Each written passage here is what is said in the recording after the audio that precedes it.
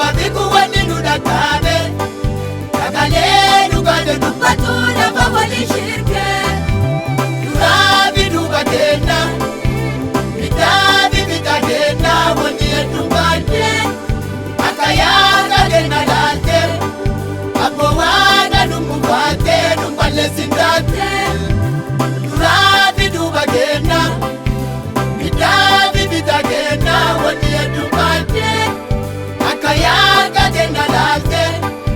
abboo waaqa dhumbuufaatte dhumballeessin daatte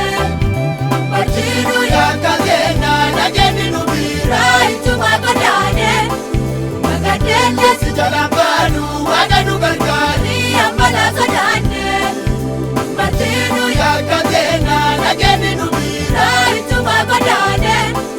magadeelle si jalaan baanu waaqa nu gargaari ambala sodaanne adoo guyyaa duratti nu dubbatte nukuutenda kuno bikela basente walee yaanti mul'ama gama gama gaate kuna waliyaate nuwatinu gargaarini nuwatinu kunoo namani gateene walee yaanti mul'ama gama gama gaate kuna waliyaate nuwatinu gargaarini nuwatinu kunoo namani gateene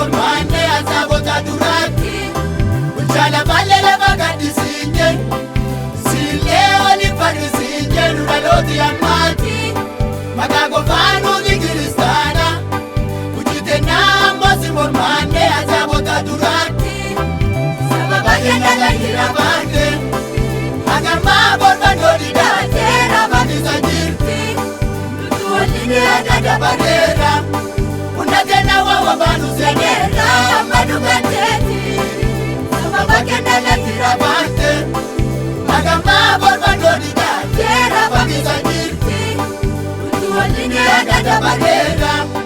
una tena wa banu senera